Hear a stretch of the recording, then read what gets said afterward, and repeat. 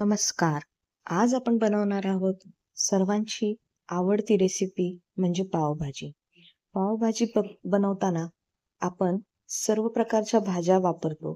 त्यामुळे त्या निमित्ताने सर्व प्रकारच्या भाज्या आपल्या पोटात जातात व त्याची एक वेगळीच टेस्ट असते जी आपल्याला खूप आवडते.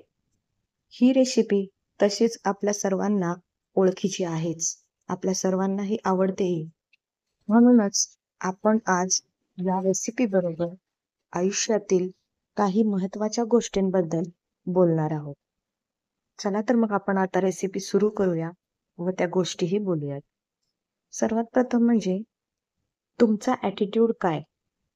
प्रत्येकाच्या यशाचं रहस्य असतं त्याच्या ॲटिट्यूडमध्ये.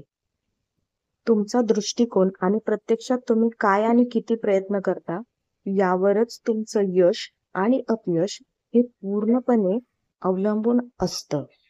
तुम्हाला जे माहीत नाही ते मान्य करा. तुम्ही काही गमावलं असेल तर थांबा आणि थंड डोक्याने विचार करा. तुम्हाला तुमचे मार्ग आपोआप सापडतील.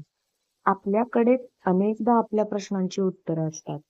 फक्त ती आपल्याकडेच आहेत हे आपल्याला लक्षात येत नाही. पैसा, समृद्धी किंवा सत्ता हे यश नव्हे. निव्वळ मालमत्तेची कधीच व्याख्या करता येत नाही. स्वतःबाबत आनंदी राहणं, समाधानी असणं यातच खरं यश आहे. आणि ते येतं तुम्ही सत्कारणी लावलेला वेळ, तुम्ही समर्पित केलेलं आयुष्य आणि मनोभावे केलेलं काम यामुळेच.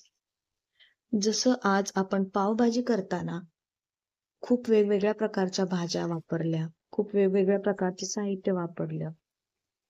तसंच आपल्या जीवनात येणारा प्रत्येक माणूस हा वेगळा असतो. त्याचे विचार, त्याची वागणूक, त्याची विचार करायची पद्धत, प्रत्येक गोष्टीत एक वेगळेपण असतं. त्यामुळे कोणाकडूनच खूप जास्त अपेक्षा ठेवू नका. याचा त्रास तुम्हालाच होणार आहे आणि अपेक्षा जास्त ठेवल्याने आपण जास्त दुःखी होतो. त्यामुळे जे आहे ते स्वीकारा. जे नाहीये त्याच्या पाठीमागे लागू नका. आयुष्यामध्ये जबाबदारीचे भान सर्वात महत्त्वाचे आहे. जबाबदारी घ्या, ती संपूर्ण ताकदीने निभवा आणि परिणामांना सामोरं जाण्याची तयारी ठेवा. मुख्य म्हणजे परिणामांची जाण ठेवून जबाबदारी स्वीकारा. आपण काय आणि का करतो आहोत याचे भान सगळ्यात जास्त आयुष्यात महत्त्वाचे असते. प्रसिद्धी म्हणजे यश नाही. प्रसिद्धीला यश समजून उन्मत्त होण्यास काहीच अर्थ नसतो. अशा प्रकारे आयुष्यात येणाऱ्या प्रसंगांना सामोरे जाऊन आयुष्य नक्कीच चांगल्या पद्धतीने जगण्याचा प्रयत्न करा. आपली पावभाजी तयार झालेली आहे.